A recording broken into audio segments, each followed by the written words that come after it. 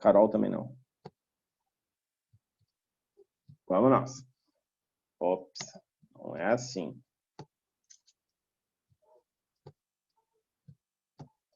Agora sim. Feito. Então a gente tinha conversado sobre processo de contra-osmose, tá? Onde a gente vai fazer o processo inverso da osmose. Então, o que é a osmose?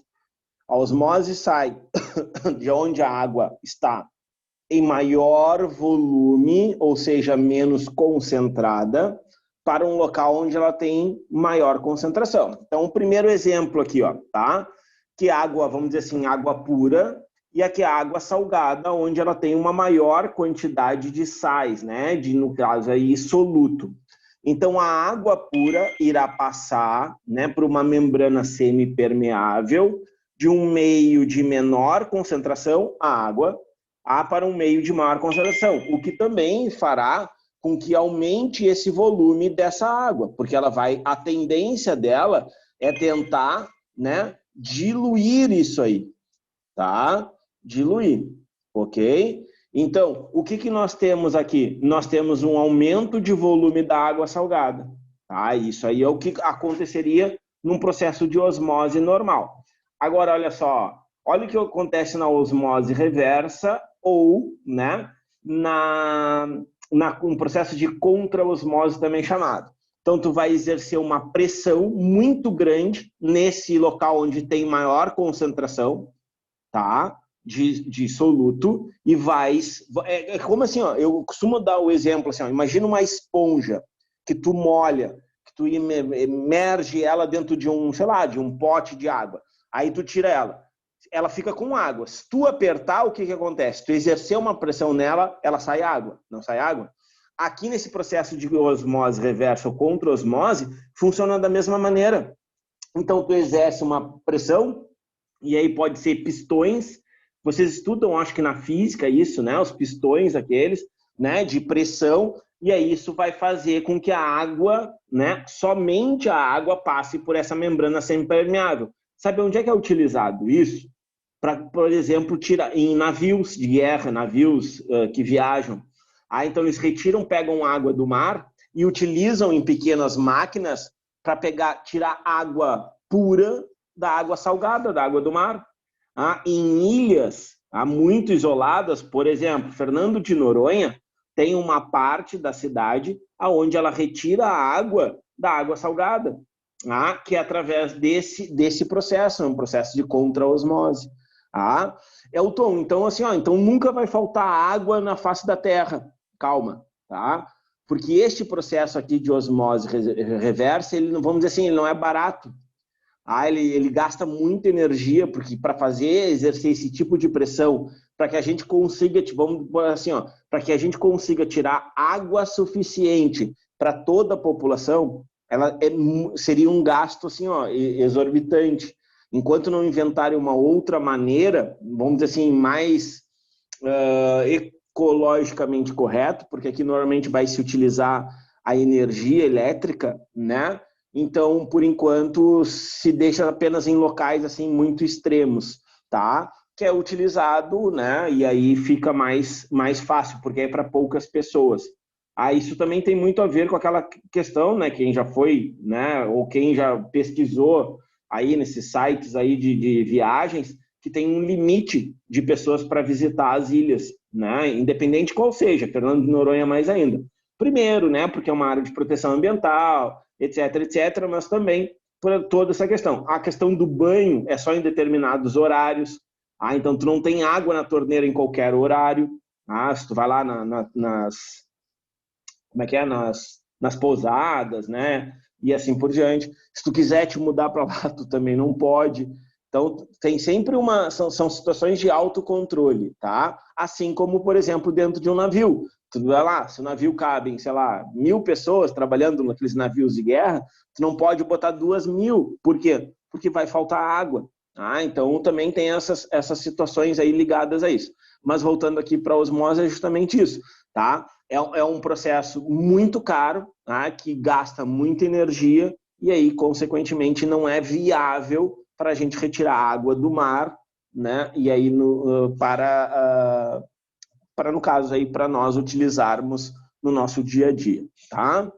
Bom, e aí a gente chega nos transportes ativos, tá? Os transportes ativos, a primeira, então, aí é a bomba de sódio e potássio, tá?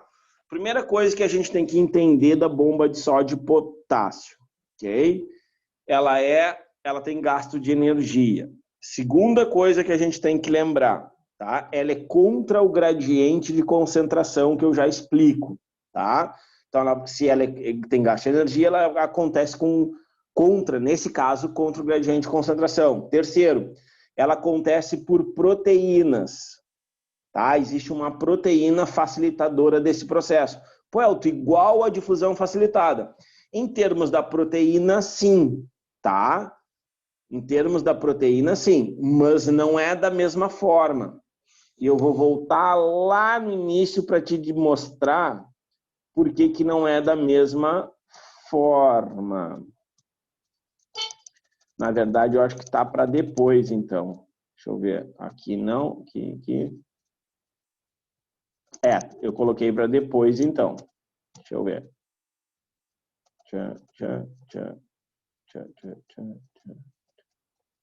Não sei o que eu coloquei, mas eu coloquei isso, com certeza.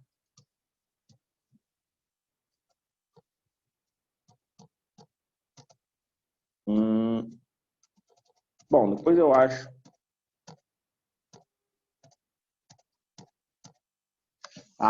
Então, que a gente tem o quê? As proteínas, aquelas que vão transportar para um lado e para o outro. Então, aqui neste caso, nós temos uma situação que a mesma proteína vai ser o quê? Ela vai transportar tanto para um lado como para o outro íons diferentes, moléculas diferentes. Cara, eu mostrei isso para vocês, não mostrei?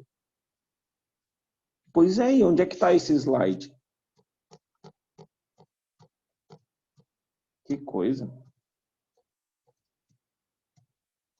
Oi? Não sei o que eu fiz com esses. Você mostrou. Do que tu está falando? Daquelas proteínas. Eu não lembro de ter mostrado. De canal, essas coisas? Isso. Tá, tu passou pelo slide já. Já. Aí, então, olha aqui, ó. Aquela da difusão facilitada, ela é o quê? Uniporte, tá? Porque ela transporta um único tipo de molécula, que aqui nesse caso seria a molécula S. Ok? No caso da bomba de potássio, de sódio e potássio, olha só, ela é antiporte. Ela transporta um tipo de molécula para um lado e o outro tipo de molécula para o outro. Tá? Então, assim, claro que eu entendo se tu me disser, é igual a difusão facilitada, só com gasto de energia. Eu vou te dizer, tá? Beleza, eu aceito isso. Porque ela acontece por proteínas de membrana. Eu entendi onde tu quer chegar. Mas eu quero te deixar claro, olha só, se for uma questão de vestibular, eles vão apertar nisso aí, tá?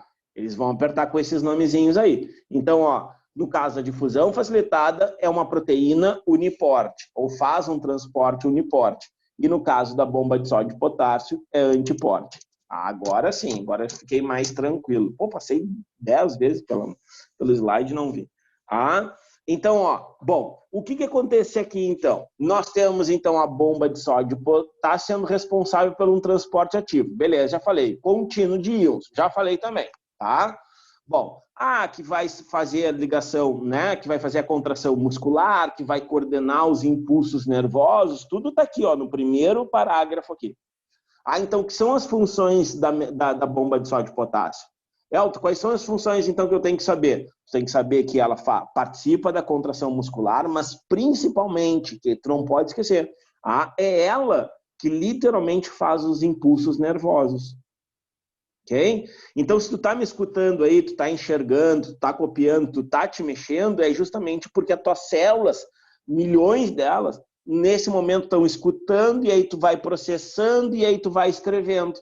E esse processando e escrevendo, todo esse conjunto, vai te dar o quê? Vai te dar justamente a resposta para esse estímulo, que é a aula, o slide aqui na tua frente, que vai te dar a resposta.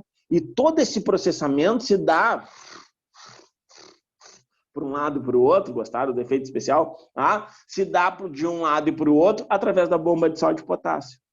Ah, então ele corre ao longo dos neurônios dos nervos para que a gente tenha as respostas.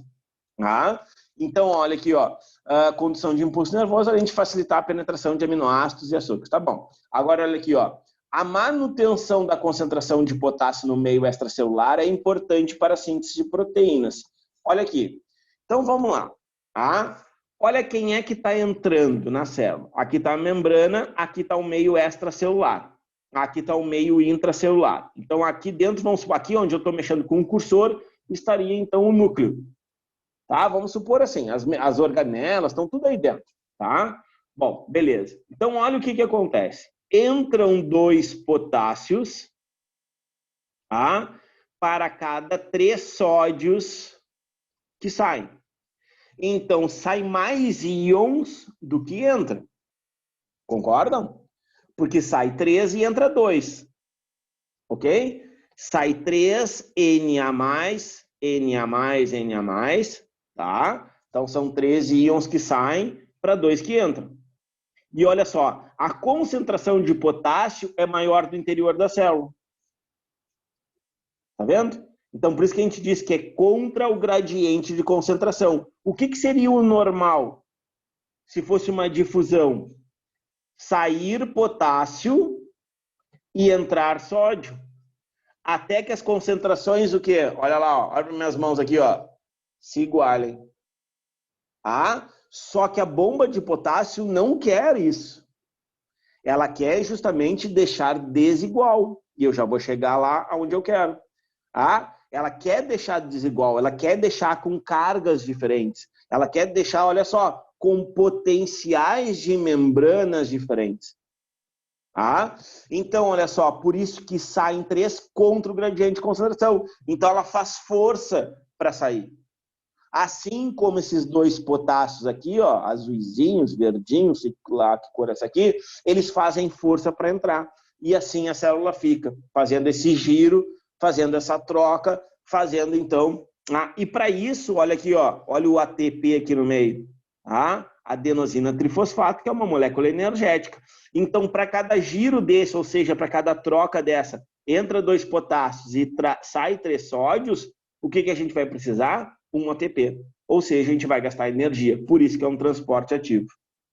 Agora, vamos lá. Vamos tentar entender isso aqui, ó. Bom, se saem 3 sódios e entram 2 potássios, é a mesma coisa assim, ó. Eu tinha R$2. Dei esses R$2 para a Duda. A Duda tinha 3. Me deu esses R$3. Qual é o saldo dela e qual é o meu saldo em relação ao que eu comecei?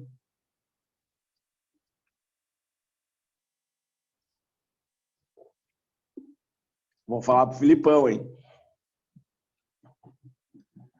Vou falar pro Filipão, vocês não sabem continha de mais e menos.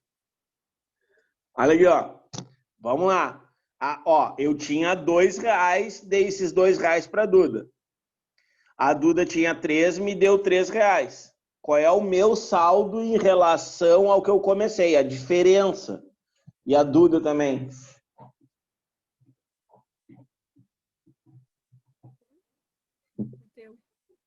Eu fico com 1 positivo. Imagina se eu erro isso, pelo amor de Deus. Que bom. É melhor errar aqui do que lá na prova. Erra agora, ó. Nós estamos aqui, abril, erra agora. Deixa para errar agora do que errar lá novembro, dezembro. Para. Olha aqui, ó. Vamos lá. Eu não fiquei com 1 positivo. Eu tinha 2, a Duda me deu 3, eu não fiquei com 1 positivo. Fiquei, né? Olha lá, as pessoas olhando assim, ó, olhando meus dedos para ver, contando para ver se é uma pegadinha ou se não é. Eu te peguei, né, Lara? Olha aqui, ó. Aí o que acontece? A Duda começou com 3 e ficou com 2. Qual é o saldo dela? -1. Todo mundo concorda? Porque ela perdeu R$1. Então vamos lá. Olha aqui, ó. Aqui eu tenho 3 cargas positivas. Esquece se é sódio ou é potássio. Eu tenho 3 cargas positivas, ok? Ninguém tem dúvida disso, né? Saem essas 3, entram 2. Qual é a carga que fica no interior da membrana?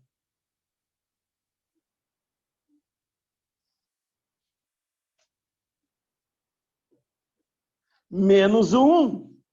Concordam? Olha aqui, saiu 3, entrou 2. Não vem me dizer, fica 2 positivo. Não, fica 1 negativo. E fora da célula? 1 positivo. Concorda ou não? Porque eram 2, olha ali, ó. Pensa em quem está se movimentando. Esquece o que eu te falei, esquece o resto. Olha aqui, ó. Entraram esses 2, ok? Tranquilo? Quando eles entram, vamos pensar, pegar só o verde aqui, só o potássio. Eram 2, entraram 2. Aqui fica o quê? Menos 2, concordam? Aí entram esses 3, saem daqui e vai para lá. Menos 2 mais 3, mais 1. Não é assim na matemática? Então fica mais 1 lá fora. Beleza, tu está me dizendo que fora da membrana, então ela é positiva, é isso mesmo? É isso? Sim, beleza. Agora, e dentro? Olha só, eram 3, saiu 3, ficou menos 3. Agora entram 2, fica o quê? Menos 1. Então, tu está me dizendo que a carga no interior da célula é o quê? Negativa. Então, olha que importância disso. Olha como isso é muito importante. Fora da célula, nós temos o quê? Nós temos cargas positivas. Dentro da célula, negativa. Então, a gente diz que a membrana ela é o quê? Polarizada, devido ao efeito da bomba de sódio e potássio. Então, externamente, ou seja, para o meio extracelular, a membrana plasmática ela tem cargas positivas e no meio interno ela tem cargas negativas. Olha o que ela faz. Ó, vou pegar um negócio de álcool aqui, ó. Ó, olha o que ela faz. Minhas mãos são as cargas. A membrana é o meu potezinho aqui, ó. Então eu fico apertando. Fico ou não fico? Polo negativo, polo positivo. Não aperta? Não se atraem? Ou seja, a membrana fica estável. Então, para mim, tá? Função mais importante da bomba de sódio e potássio, porque assim, ó, condução do impulso nervoso, participa da contração muscular, todo mundo sabe. Agora, a função mais importante é essa diferença de cargas que ela deixa, aonde externamente ela vai ficar positiva, internamente ela vai ficar negativa, e isso dá estabilidade para a membrana. Olha aqui, ó. Olha a membrana aqui. Olha meus dedos. Ok? Imagina se fosse assim, ó, negativo com negativo. Eduarda, Nalanda, Eixa, Eduarda, a outra Eduarda, não sei se a Isadora já entrou. Olha aqui, ó. Ó. Tá vendo? Positivo, negativo. Agora imagina se dos dois lados, as minhas mãos aqui, tá? Aqui são os fosfolipídios, lipídios aqui nos meus dedos. Aí eu te pergunto assim, ó, se fosse negativo com negativo. Entende? Não é assim? Pega o imãzinho e faz ali. Pronto. Aí a membrana ficaria instável. Consequentemente, não teríamos estabilidade de membrana. Isso é super importante. A URGS adora. Para quem for fazer, na Landa eu sei que vai fazer, a URGS adora. Tá? Então, assim, ó, tu não pode esquecer disso. Essa também é uma das importâncias da bomba de sódio e potássio, que normalmente a gente pensa somente em quem? A gente pensa somente, né, no transporte, no impulso, que desestabiliza isso, que agora a gente vai ver, que tu vai ver que não tem nada demais. Eu quero saber se todas entenderam esta parte, porque isso tem que entender. Isso tem que entender. Por que dessa diferença? Aí tu vai me perguntar, Elton, tá, mas por que fica mais sódio, né, fora da célula e mais potássio no interior da célula? Aí eu vou te dizer assim, ó, tá lá gravado nas nossas aulas de sais minerais. Mas eu te explico agora de novo. Não esquece que o sódio ele é regulador do quê? Da quantidade de água que nós temos no organismo. Tá? Então, o que vai acontecer? Se a célula tivesse esse íon como maior quantidade no interior dela, ela absorveria água. Muita água. E aí o que aconteceria? Romperia as células. É por isso que a gente tem hipertensão. Lembra que eu falei para vocês? A hipertensão está associada a quem? A quantidade de sódio no nosso organismo. Inclusive, eu comentei para vocês, cara, a gente olha um rótulo de um alimento, a gente, assim, ó, bolachinha recheada, tu olha lá, não tem sal, mas tem lá o quê? Sódio. 300 e não sei quantos miligramas. Pô, então assim, 300 e quantos miligramas é o que tu precisa para quase a semana inteira. Só num pacotinho de bolachinha recheada. Ok? Então, essa é a questão do sódio. Aí o potássio, Elton. O potássio participa de quem? Da contração muscular. Não é ele. Elton, mas tu falou que era o cálcio. Tudo bem. Mas aí, lembra? A gente está falando de célula. O músculo, as células musculares também são uma célula. Né? Então, por isso também que ele tem maior quantidade no interior. Vai estar lá junto nas miofibrilas, actina e miosina, e assim por diante. Ok? Além disso, através desse transporte, ocorre estabilidade do volume celular e da concentração de água no meio intracelular. Nem vi que estava escrito. Show. Hidratar aqui. Tá vendo? Que eu acabei de dizer para vocês. Esse volume, esses são os dois grandes reguladores, osmorreguladores, né? Íons osmorreguladores que existem. Então, isso vai variar. Se tu tiver um desequilíbrio aí, pode ser que tu esteja tendo, né, problemas nessa ou absorção ou reabsorção de algum desses íons. E aí, o que tu faz? Hidrata. Ou faz lá um exame para ver se está com algum problema renal. Olha o que eu falei, para ver se está com algum problema renal. Por quê? Porque é através da urina que tu vai excretar o excesso de qualquer molécula. Olha aí. Olha esse esquema mais detalhadinho. Então, bomba de sódio e potássio, né? Aqui ele chamou de íons, né? Como antigamente se chamava, tá? Então, são 3 íons, ok? Que entram, aqui, se liga, né? O ADP ao ATP, e aí libera, né? Esses 3 sódios, e aí depois absorve os 2 potássios. Isso, na verdade, acontece ao mesmo tempo, tá? Então, o que eu quero te chamar a atenção aqui dessa célula é justamente o fosfato ligado, e após o término, ele se desprende, e aí fica pronto para gastar mais um ATP. Tá? Então, esse ATP aqui, tá? Se ligou e se transformou em quem? ADP. E aí ele volta para a célula, vai ser enviado lá para a mitocôndria para formar novos ATPs. Tá? Não sei se vocês viram hoje o slide que eu coloquei, ele foi todas as organelas, menos quem? Cloroplastos e mitocôndrias, que vai ser um capítulo à parte. Tá? Nós vamos falar na sequência desse aí, mas coloquei à parte porque a gente tem bastante coisa para falar. Tá? Vamos adiante. Olha aí, propagação do impulso nervoso. Então, olha como é que a gente chama o neurônio. Olha lá, tá vendo as cargas lá? Positiva externamente. Olha só para o primeiro, deixa o resto, tá? Então, positivas fora da célula, negativa dentro. Isso aqui a gente chama de potencial de repouso, ou neurônio em repouso. Isso, teoricamente, vamos dizer assim, na prática isso não existe, tá? Eu acho que é essa a expressão. Na prática, essa situação de um neurônio em repouso, ele não existe, tá? Então, a gente diz assim, que a membrana está polarizada, então, devido a quem? Devido à ativação da bomba de sódio e potássio. Tá? Bom, aí dei um estímulo, um berro, um barulho, uma luz que acenderam e tal. Isso foi um estímulo, seja qual for, tá? E aí começa um processo que a gente chama de despolarização. Ok? Então, o sentido é sempre detrito, ramificações. Então, ele vem nesse sentido para ir embora e passar para outros neurônios, tá? Então, olha o que começa a acontecer. Começa a haver a liberação do sódio. E olha como é que ficaram as cargas. Estão vendo que inverteram as cargas? Olha lá. Agora, aonde está passando o impulso nervoso, fica negativo do lado externo e positivo no lado interno. Percebem?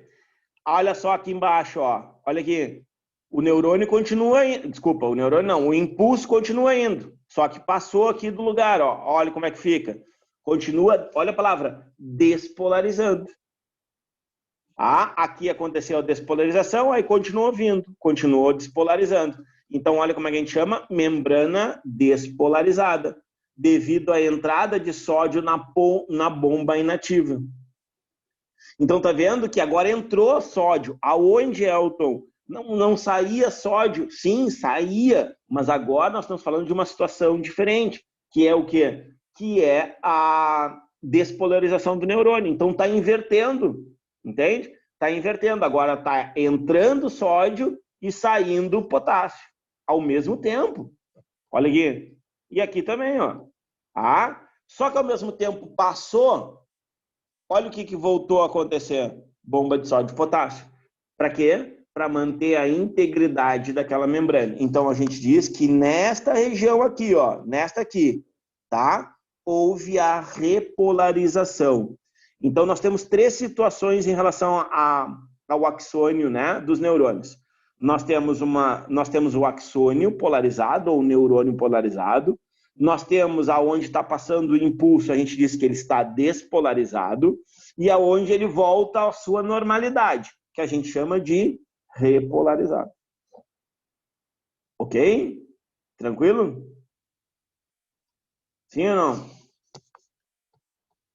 As outras meninas que estão escondidas. Ô, Elton, Fala. isso daí não tem a ver com a sinapse? Tem a ver. Porque isso aí depois a gente vai ver lá na fisiologia e também na histologia. Tu vai ver que a gente vai repetir essas coisas. Por quê? Porque aí a passagem, aí o que acontece na lambda? Tu vai ter a passagem aqui, ó. Vamos supor que isso aqui é uma terminação. Aí vai ter a sinapse. A sinapse é o vão, é o espaço entre um neurônio e outro. E aí vai dar um estímulo no outro neurônio, através dos neurotransmissores. Mas para chegar de um neurônio no outro, aconteceu isso aí. Perfeito? Essa propagação no impulso nervoso. Dúvidas? Mais alguma? Tranquilo? É uma barbada, né? Biologia é uma barbada. Acabei de dizer, nós vamos repetir isso aí mais umas 3 vezes, no mínimo. 4, porque no músculo a gente também vai falar. Então, quando eu falo, ninguém acredita em mim. Bom, então olha o meio externo. Acho que esse esqueminha aqui ainda fica melhor ainda que aquele outro, tá? Meio externo e a célula. Potencial de repouso, né? Nós já vimos. Membrana externa positiva, membrana interna negativa, tá? Potencial de ação, ou neurônio despolarizado. Olha o que acontece. Inverte as cargas. Ok? Inverteu as cargas, porque agora está entrando sódio. E aí a repolarização, aonde ele já passou, né? Aonde ele já passou. E aí o que aconteceu? Está voltando, agora está saindo potássio, para que depois na bomba de sódio potássio, para manter em repouso, eu tenha potássio fora para entrar e tenha sódio dentro para sair. É uma conta simples, não tem mistério. Então, em algum momento da vida, a gente vai ter que ter, ao invés de só sair sódio, em algum momento ela também tem que entrar. E vice-versa. Assim como ao invés de só entrar potássio, imagina, entra potássio, chega uma hora que a célula é só potássio. Não, vai ter que ter algum momento que ela vai ter que liberar esse potássio. E esse potássio é liberado justamente quando essas membranas... Aqui a gente está falando do neurônio, mas poderia ser outras células também. Potencial de repouso aqui. Tranquilo? Sim? Vamos adiante. Transporte com gasto de energia também, tá? Só que não contra o gradiente de concentração. Agora não tem a ver com o gradiente de concentração. Agora tem a ver porque a gente chama de transportes em bloco ou transportes em massa, tá? Porque é uma quantidade grande, é uma massa grande, tem um peso molecular grande, essas estruturas que a célula vai absorver, tá? Então, fagos quer dizer comer. Citos quer dizer célula, tá? Então, é a forma como, vamos dizer assim, né? Se a gente fosse traduzir, é a forma como a célula come. Seria isso, tá?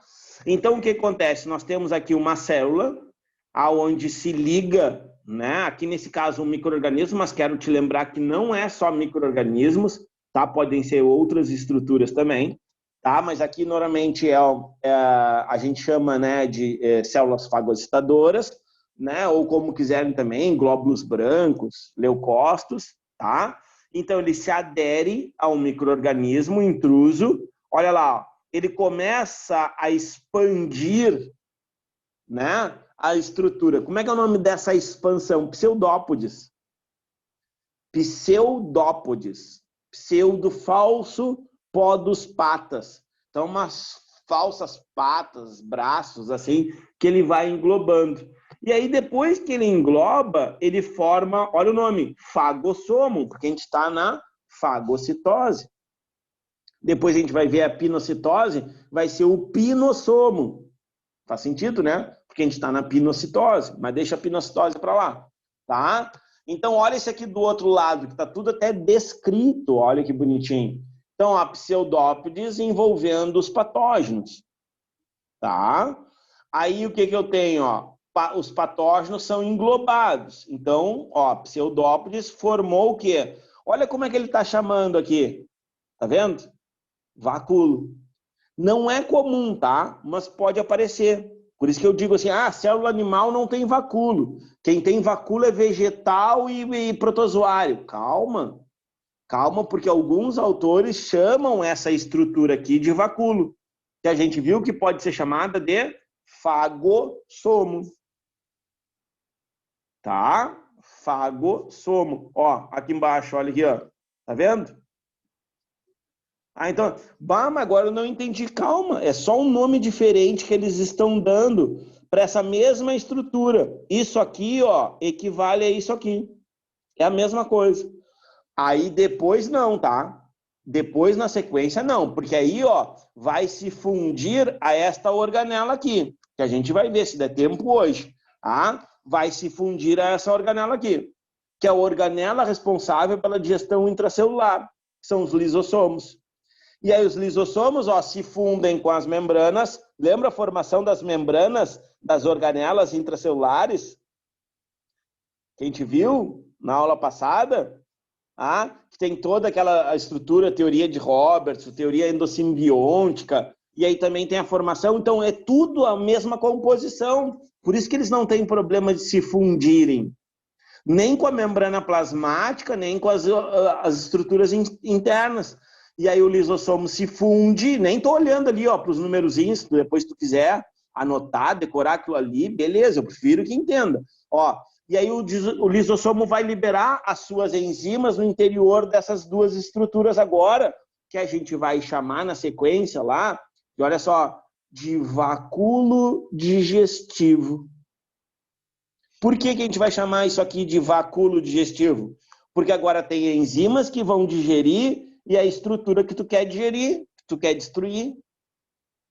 E aí depois, por último, destruiu, liberou as enzimas, destruiu, vacúolo excretório, porque a célula vai botar para fora. Entende? Eles podem chamar assim e provavelmente chamem. Olha, eu tô louco que caiu uma questão dessa no Enem ainda, não veio nenhuma vez, que é a relação, depois a gente vai ver, retículo endoplasmático, complexo de Golgi, lisossomos e fagocitose e exocitose. Tá? Então vamos aqui devagarinho de novo, Patógeno englobado, beleza, formou o fagossomo ou o vacúolo, tá? Depois, formam-se então o vacúolo, beleza, vacúolo então se funde com o lisossomo para digerir, os compostos ali, as enzimas vão digerir, né? E aí, consequentemente, vai sobrar só os restos. Restos não serve para ficar dentro da célula. Então, a célula expulsa através de uma exocitose. E aí, vai ser liberada ou na linfa ou na corrente sanguínea, para que aí depois, mais adiante, seja o quê? Seja excretada pela urina. Tchau. A fagocitose. Aí tu vai me perguntar, Elton, e se fosse um protozoário? Uma ameba? O que ela faria? A mesmíssima coisa. Só que a ameba vai fazer isso para quê? Para proteção? A ameba faz fagocitose para proteção?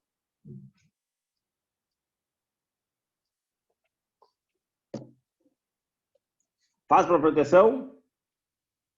Isso, não. Sabia que vocês iam dizer. Ah, não. Perfeito. Ela faz para se alimentar. E aí entra um detalhe, ó, que aqui não aparece. Beleza. Digeriu aqui, ó. Vamos pensar que isso aqui é uma ameba, tá? Ok? Aí aqui fosse uma ameba. Ela digeriu, aí ela vai liberar tudo? Não, né? Algumas coisas vão fazer o quê? Ó, tchan, tchan, tchan, tchan, para dentro do citoplasma, porque ela vai querer aqueles nutrientes que foram quebrados. Por exemplo, alguns aminoácidos, carboidratos, que porventura ela possa utilizar, ao invés de jogar tudo para fora, não esquece, ela é unicelular, ela só tem aquela célula. E ela vai passar aqui pela membrana e ficar no citoplasma. Entende? Por que é tão diferente assim? Ah, é diferente porque os seres são diferentes, consequentemente vão apresentar em alguns momentos. Aí, então eu decoro essa imagem aqui, então tudo vai ser excretado numa célula animal. Sabe o que acontece aqui, ó? Se for um vírus, HIV, é tudo que ele quer. Entendeu? O linfócito T, os nossos linfócitos T, é tudo que vamos supor que isso aqui fosse o HIV, esse verdinho, tá? É tudo que ele quer ser englobado, porque aí o que acontece? O vírus dentro da célula assume o controle do linfócito, e aí se reproduz, brum, é liberado no sangue. Aí de um se transforma em 300, 400, 500, sei lá quantos, e vão procurar mais 300, 400, 500 células. E nossas células vão fazer o mesmo esquema e assim vai. Aí a gente diz assim, ó, caiu a imunidade. Caiu porque foram destruídos os linfócitos. Elton mandou. Manda. São todos os tipos de células que fazem isso ou as especializadas nesse processo? Boa, boa. As especializadas nesse processo. Por exemplo, assim, uma célula vegetal não tem nem como. Quer ver outra? Por quê? Porque ela tem parede celular. Os fungos não vão fazer dessa forma. Por isso que os fungos fazem uma digestão, primeiramente extracelular e depois absorvem os nutrientes. Eles liberam como se fosse uma... Me lembrou ali também a digestão deles parecendo... Claro, porque assim, eu costumo dizer assim, os fungos liberam uma babinha. Eles babam no alimento, aí digerem com as enzimas e depois pegam só os nutrientes. É o que eles fazem, por exemplo, numa madeira podre. Não é podre, a gente chama de podre, né? Mas na verdade, não é podre. Na verdade, ela está num processo de decomposição natural, entende? Então, faz parte vamos dizer assim, faz parte do jogo, da vida, né? Então, eles vão estar ali decompondo. Quem é que está ali? Às vezes a gente, mas não tem fungo nenhum, mas tem ali micro-organismos fazendo esse processo. Aí tu vai pegar um pedaço assim, achando que aquele pedaço de madeira tá rígido, né? E aí ele se desmancha. Por que ele se desmanchou? Porque ali tem micro-organismos que a gente não está enxergando. Mas aí eles, tá vendo? Eles não vão englobar. Eles vão fazer por absorção. Outros vão fazer por outras formas de digestão. Mas é isso aí, perfeito? Não são todas as células que vão fazer fagocitose, apenas aquelas especializadas. Tá? Olha a pinocitose. Um pouquinho diferente. Pinos quer dizer beber. Cito, célula. Elton, mas aí pinocitose é a mesma coisa que osmose? Não. Porque osmose passa pela membrana. Água é membrana, direto. Não precisa de vesícula. Entende? A pinocitose vão ser moléculas líquidas, tipo o quê? Um óleo. Um azeite que tu comeu lá no teu almoço, agora na tua janta. E aí olha só, como é de difícil a absorção, como às vezes também é de difícil digestão lá no estômago, no intestino, teu intestino vai fazer isso aqui. Vai fazer uma invaginação, olha só, agora não forma pseudópodes, forma uma invaginação e forma o quê? Um pinossomo. Para que aí depois esse óleo dentro da célula, com a ajuda principalmente de peroxissomos, né, que é uma outra organelinha lá que vai aparecer mais adiante, vai fazer a digestão desses ácidos carboxílicos, tudo isso aí que está misturado, né, desse glicerol, desses óleos de uma forma geral. Tá? Então, de novo, quem é que gasta energia? Transportes que gastam energia. Gasta energia bomba de sódio e potássio porque é contra o gradiente de concentração. E fagocitose e pinocitose porque são transportes em massa, tem moléculas muito grandes. Então, isso tem, vamos dizer assim, despende energia. E mais essa aqui, que é a expulsão daquilo que a gente viu, de toda aquela digestão. Tá vendo como tá tudo interligado? É que assim, ó, as pessoas não conseguem, muitas vezes, enxergar o macro. Quer dizer, enxergam o macro, mas não vê que as coisas acontecem, na verdade, na célula. Pô, me fez mal, sei lá, o bacon que eu comi, tá? Muito forte, ou gorgonzola. Ontem um assunto lá na aula lá foi gorgonzola. Então tem gente que come o gorgonzola e realmente tem diarreia, tem não sei o quê. Mas aí pode ser por vários motivos. Pode ser porque ele é muito gorduroso, tem uma quantidade, ou pode ser porque ali tem ainda micro-organismos. E aí o teu corpo responde. É bom. Eu particularmente, eu sou apaixonado por queijo, né? Então assim, ó, só que aquela coisa, se tu comer meio quilo de gorgonzola, independente de ser um amante, tu ser não sei o quê, cara, tu vai passar mal, porque tem micro-organismos. Tu quer ver? Tu comer pão demais, 2, 3 cacetinhos, tu vai se sentir extremamente estufado. Entende? Por quê? Porque é massa, e aí determinadas bactérias lá no teu intestino vão trabalhar, porque tu não vai dar conta daquilo, tu entende? Não vai dar conta. E aí eles vão trabalhar e vão fermentar, e fermentar vai te dar aquela sensação de tu tá, sabe?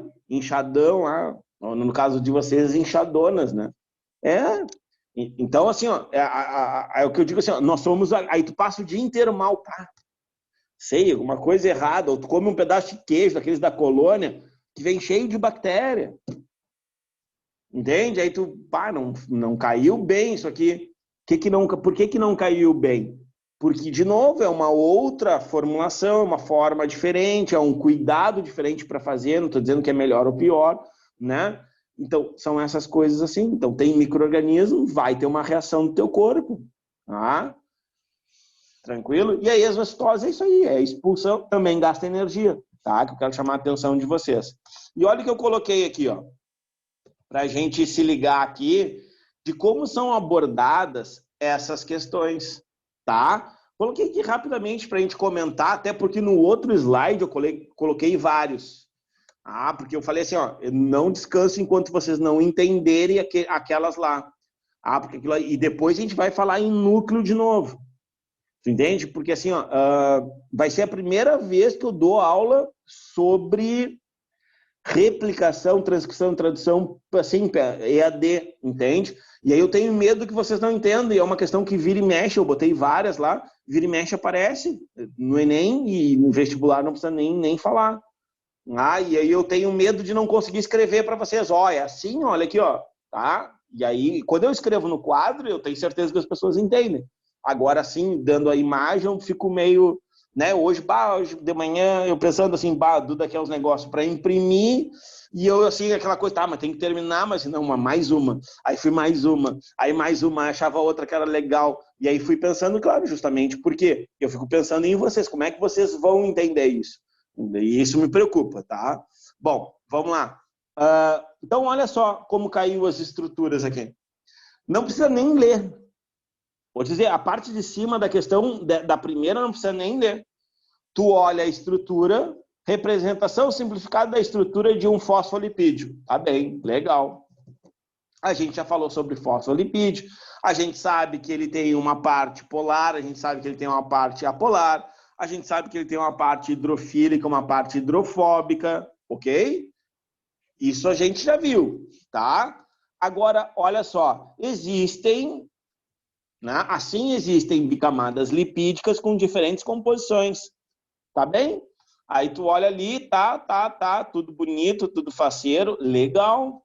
Agora assim, ó, qual das bicamadas lipídicas apresentadas possui maior fluidez? Ou seja, que as moléculas podem ir e vir.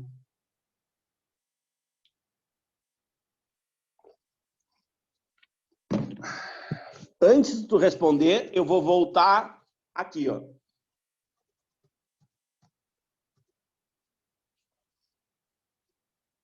Tá? Olha como é que é a molécula. É a de baixo. A gente faz o desenhozinho assim, parece umas perninhas. Vê se não parece umas perninhas, aquelas meia calça, olha só. Parece, não parece? Olha aqui, ó. Tá? Estão vendo, né? Agora eu vou lá, ó. Vou lá. Vocês viram como é que ela é. Olha a dificuldade do Enem. E aí? Ó, a gente desenha assim no colégio, né? Tudo reto, tudo bonitinho. Foi desse ano essa questão, né? Hã? Foi desse ano essa questão, não foi? Eu não sei se foi desse ano ou do ano passado, mas é recente. Não, desse ano não, é do ano É que a gente fez o simulado e caiu essa questão. Foi por isso que tu tá te lembrando. Eu também me lembrei dela. Ah, Ah, tá. tá. Não, mas ela não é antigona, ela deve ter, ó, no máximo uns 3 anos. Vamos ver aqui o que colocaram aqui. Ela é bem recente.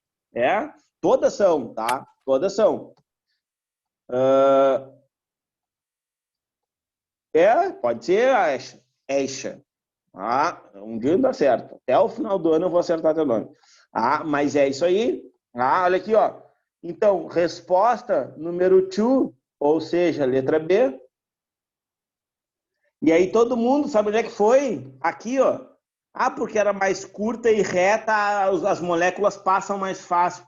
Cara, olha aqui, o cara te deu como é a molécula aqui em cima. Olha aqui, ele te mostrou a molécula. Eu falava, o pessoal sai assim, bah, isso aqui, que barbada, que é a parte normalmente que eu trabalho no cursinho, né? E aqui, não foi esse ano. Não foi esse ano que caiu, talvez ano passado, tá?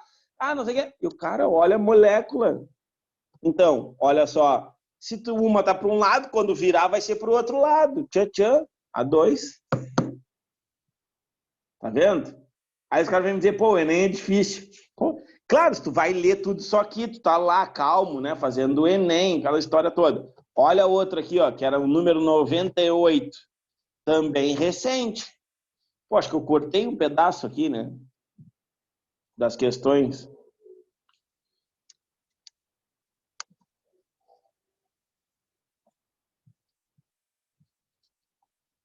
E aí?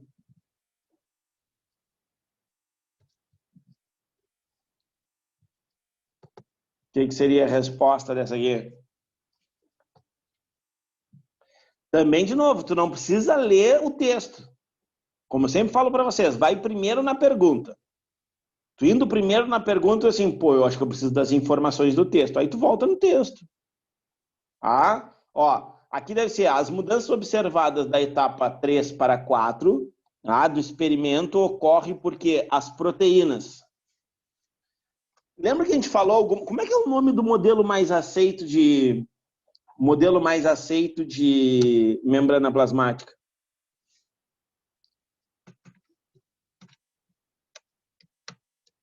Como é que é o nome do modelo? De Singer e Nicholson? Mosaico fluido. Tem uma imagem, um slide que inclusive a gente viu. Mosaico fluido e Dawson e Daniele. Tá? Então, olha só. Então, o que acontece? Aí ele fala aqui a proteína, aí ele te mostra o que aconteceu 40 minutos depois. Olha como ele é legal. Tá? Então, ó, as proteínas estavam tudo de um lado. E aí depois o que aconteceu? Ele está te dando a resposta. O que aconteceu aí? Uma fluidez ou não? Vamos pular aqui a primeira, ó. Permanecem confinados em determinadas regiões da bicamada. Permanecem confinadas, presas, estáticas? Não. Auxiliam no deslocamento dos fosfolipídios. É os fosfolipídios que se deslocam? Não. São mobilizados em relação da inserção do anticorpo? Não. Porque aqui o anticorpo, ó, se inseriu e elas não se movimentaram. Foi depois disso. E aí eu não consigo ver a outra. Aqui, ó. São mobilizados em inserção dos anticorpos, são bloqueados pelos anticorpos. Não. Então, o que nos restou? Movimentam-se livremente pela bicamada lipídica. Por isso, mosaico fluido. Fácil? Tá? Olha a última aqui de osmose. Também é recente, tá? Se eu não me engano, 2017 essa aqui. A questão 86. Dá uma olhadinha. Ó, essa eu vou até ler, tá? Osmose é um processo espontâneo que ocorre em todos os organismos vivos e é essencial para a manutenção da vida. Uma solução de 0,15 mol, olha o mol, tá? De NaCl, né, cloreto de sódio, possui a mesma pressão osmótica das soluções presentes nas células humanas. Então, ele está te dizendo qual é o padrão. 0,15 é o padrão das células humanas. Tá? Bom, então ele está dizendo que 0,15 é isotônico com as células humanas. Olha o que fica subentendido, aqueles conceitos. Tá? É isotônica. Bom, então olha só, a imersão de uma célula humana numa solução 0,20. A solução em relação à célula humana é hipertônica. Tem mais concentração. Tá? Então, olha lá. Em consequência, adsorção de íons não me serve. Difusão rápida não me serve. Diminuição da concentração das soluções presentes na célula. Vou pensar um pouquinho, tá? Porque eu estou indo muito rápido. Olha lá, letra D. Tá? Transferência de íon não me serve. Transferência de molécula de água do interior da célula para a solução. Marco a letra E e vou para o abraço. Saio lá para comemorar, já fazer o churrasco da aprovação e tal. Pronto. Se tu coloca uma célula humana, tá? Numa concentração maior, a tendência é que ela doe água, perca água, a célula humana perca água para diluir aquela concentração maior. Então, transferência de moléculas de água do interior da célula para a solução. Tchau, letra E. Lembra? Se tiver dúvida, letra E de Elton que tu vai acertar.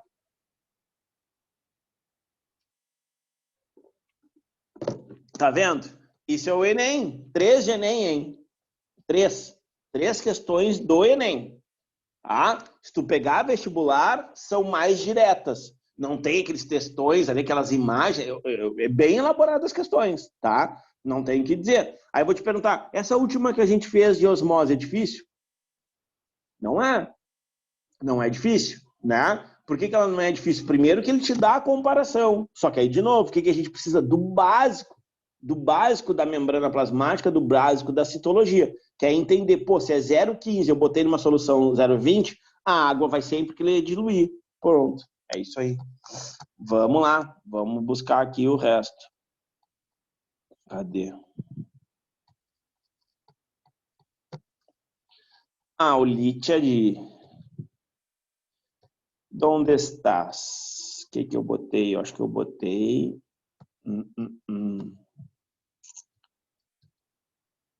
Composição, citoplasma. Aqui.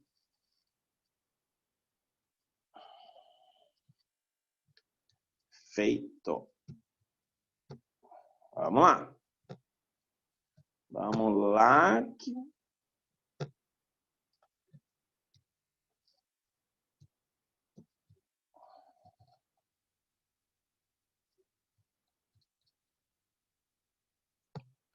Então, vamos lá. Citoplasma, né?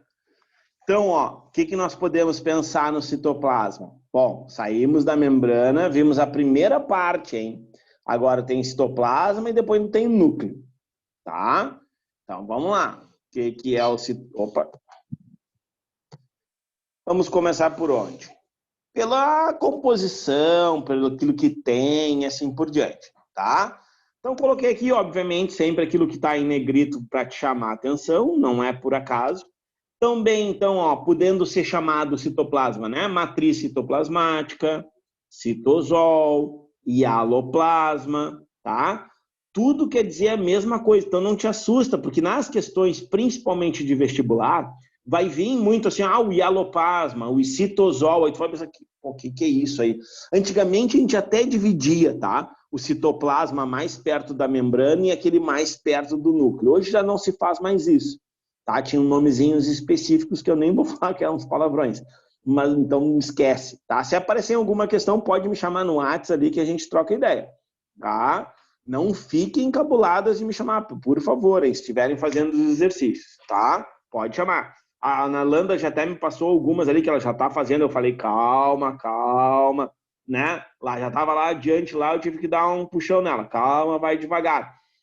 Tem até acho que ela já me passou umas 3, eu acho, que eu anotei ali, tô anotando no meu, e depois eu vou fazer tipo uma errata, tá? Que 2 ou 3 ali, mas é uma porque não tinha letra D, a outra porque não me lembro, e a outra que também não me lembro, tá? Então, é algumas coisinhas assim, tá? Então, vamos lá. Bom, porque ela já tá indo, já tá me passando, eu já vou corrigindo para os próximos, tá? Então, ó, líquido gelatinoso, beleza? Então, a consistência é essa. Ah, para quem já fez feira de ciência algum dia no colégio, já fez alguma atividade, aqueles trabalhos em grupo, sempre da briga, né? Então, aquela coisa toda, tu sabe que quando se faz uma célula, o pessoal usa ou gelatina, ou gel de cabelo, ou, né, qualquer coisa desse tipo, porque se entende que como é gelatinosa, a consistência seria essa, tá? Ó, pode ser mais fluida, né? Vamos dizer assim, mais líquida ou mais viscosa, tá? Além de ser rico em água, que a gente já conversou, a composição de 75%, 78% é a média nos humanos, né? Isso vai variar, obviamente, de ser vivo para ser vivo. Vai ter também uma grande quantidade de proteínas, eletrólitos, né? Aí pode ser cátions ou ânions, né? Compostos lipídicos, substâncias que irão comportar as organelas e o citoesqueleto. Um nomezinho aí que talvez, né? Citoesqueleto. Tu vai ver que vai ter vários slides para falar dele. Não sei por que eu tô com esse pressentimento, cara. Então, por isso que hoje eu encharquei de citoesqueleto, tá? Acho que tem até uma partezinha do citoplasma do exercício que você fala só, acho que deve ter uns 20 exercícios só de citoesqueleto. Bom, citoplasma, então, é uma região localizada, né, da membrana plasmática até o núcleo, nos eucariontes, né? Aí eu posso definir assim, nos eucariontes é a região situada entre a membrana plasmática e o núcleo, ou a membrana nuclear, ou a carioteca, como quiser. Agora, isso não vale para os procariontes, ou seja, para as bactérias, tá? Porque nas bactérias ele vai compor tudo, né? Tudo que tem, inclusive vai estar inserido nele o material genético, tá? Não se esqueçam disso. Então, tomem cuidado com aqueles detalhezinhos, né? Quando disserem assim, todos os citoplasmas, veja bem, todos os citoplasmas é a região compreendida entre a membrana e o núcleo. Bom, isso vale para seres eucariontes, né? Para seres procariontes já não vale, tá? Então, todos os seres vivos, né, têm o citoplasma compreendido. Não, todos não, porque aí entra as bactérias, né? Tá? Então, beleza. Aí depois o último lá, citoplasma onde encontramos estruturas celulares denominadas organelas ou organoides, tá? Não te assusta se aparecer essa nomenclatura, bem como citoesqueletos e inclusões. E as inclusões, pode ver que eu botei ele em negrito somente as inclusões, tá? Porque inclusões são todos aqueles materiais, né, que vão compor, que vão estruturar a membrana, não, o citoplasma. É tudo aquilo que vai estar lá dentro, tá? Do citoplasma. Aí são chamados de inclusões. Aí eu coloquei alguns aqui de novo, lipídicos, grãos de glicogênio, poderia ser outras, né? Se fosse numa célula vegetal, poderia ser de amido e assim por diante. Bom, e aqui a gente começa, então, né, pela uma estrutura, principalmente para a gente falar do citoesqueleto. Então, membrana plasmática, aqui em azulzinho aqui em cima, tá? E aqui no meio o citoplasma, ok? Aqui não me interessam as outras organelas, tá? Os ribossomos aqui vermelhinhos, uma mitocôndria aqui perdida, aqui na verdade ela não está perdida, ela está aí porque tem que estar aí, né? E aqui sim o que me interessa, os microfilamentos, tá? Os microtúbulos aqui em azul, ok? Que tu vai ver que são os dois principais compositores de uma célula eucariótica e do citoesqueleto. Tem microfilamentos, tá? E os microtúbulos. Isso é o que vai dar a estrutura.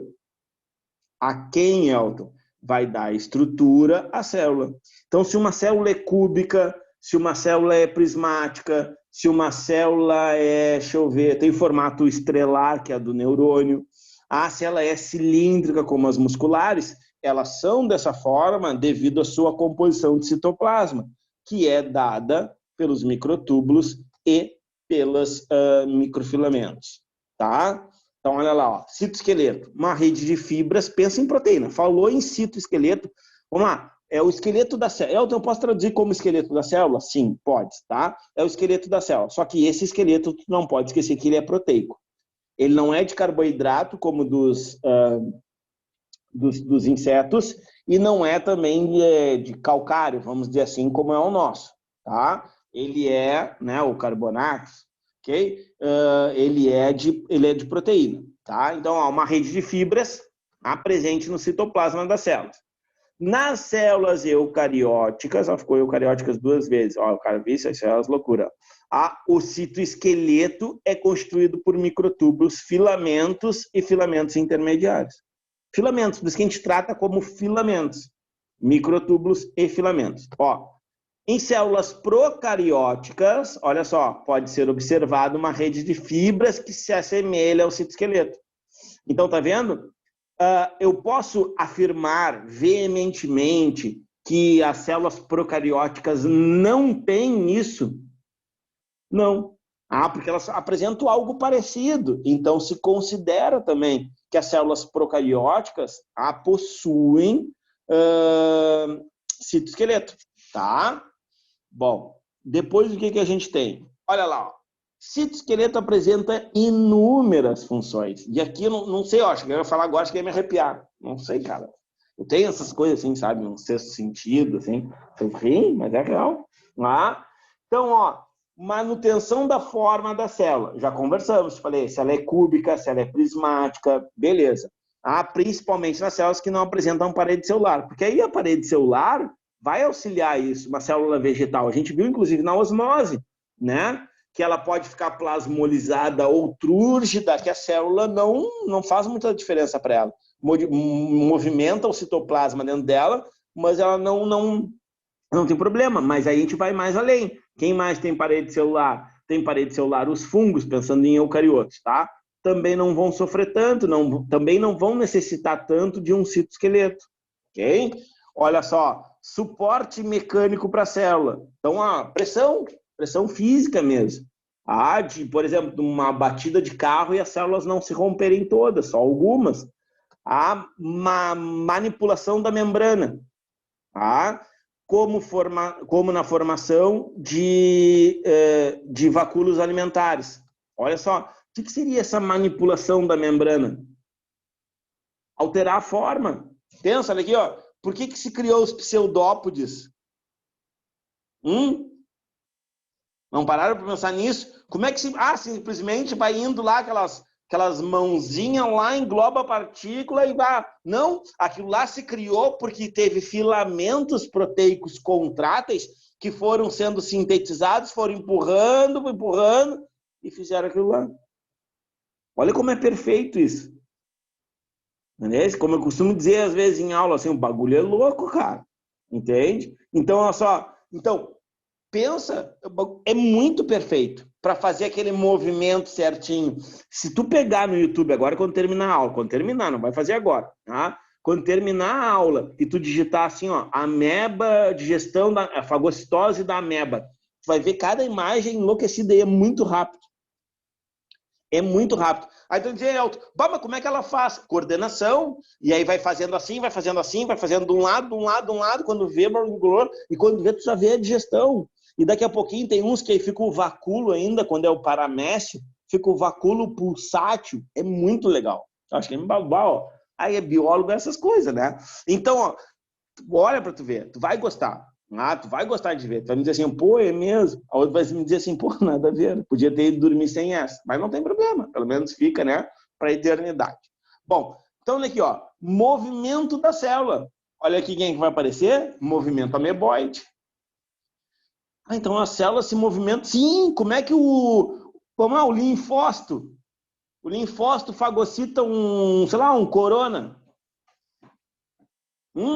Ele precisa fazer o quê? Ele precisa fazer esse movimento. Ah, Elton, mas esse movimento na ameboide não é só na ameba? Não! É o nome do movimento. Tu entende? O nome do movimento é ameboide porque se descobriu esse movimento nas amebas. Mas as células, como a Lara me perguntou aquela hora, mas todas fazem? Não. Só aquelas específicas que têm características específicas para fazer esse movimento. Uma célula vegetal vai fazer um movimento ameboide? Não. Elas têm um outro tipo de movimento, que é o cicloide. Cicloide. Os cloroplastos ficam andando ao redor da célula. Só que assim, mas como é que eles andam, Elton? Não tem pé, não tem cabeça, não tem... Porque o que acontece? As fibras ficam fazendo assim, ó. Contraindo e esticando, contraindo e esticando. Para quê? Para criar uma espécie de um turbilhão. Sabe quando tu mexe um Nescau, um café, assim, que aí tu tira a colher e ela continua girando? É o que essas fibras fazem, por exemplo, num movimento chamado de movimento cicloide. Então elas ficam o tempo todo fazendo contração e relaxamento, contração e relaxamento, e criam um turbilhão. Para quê? No caso lá dos vegetais, para que todos, veja bem, para que todos os cloroplastos peguem a mesma incidência solar e consigam fazer a mesma quantidade de fagocitose, seja parelho. E aí, por exemplo, se o sol está aqui desse lado, ó, do meu lado direito, pegaria só os cloroplastos desse lado. Isso não é bom para o vegetal ou para a folha. Então, eles fazem um movimento e eles ficam girando, ó, na folha para que todos eles tenham a mesma incidência. Cara, quando a gente vai aprofundando isso a nível celular, o bagulho é louco, entendeu? Literalmente. Então, tu vai descobrindo essas coisinhas e aí, por exemplo, quando eu falo, olha, dá para ver com lupa. Para quem tem aquelas plantinhas de aquário, tem alguns casos, tu põe muita luz nela, espera uns minutos ali, ela úmida, tu põe ali, depois tu olha, tu consegue ver os cloroplastos fazendo esse movimento. Óbvio, tu não vê as fibras, porque aí são proteicas e muito finas, mas tu vê os cloroplastos andando ao redor da célula. É muito legal. Bom, depois aqui, ó, uma outra coisa, que eles também participam, que tu vai ver que eles participam por causa de uma organela não membranosa, tá? Que são os cílios e flagelos. Que isso aí é função dos centríolos. Só que os centríolos são formados de quê? De tubulina, ou seja, da mesma constituição do citoesqueleto.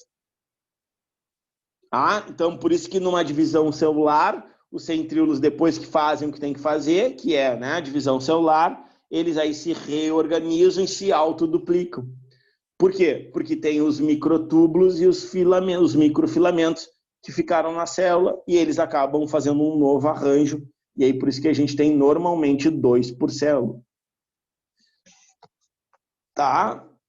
Formam cílios e flagelos, formam o fuso mitótico, também outra função dos centríolos.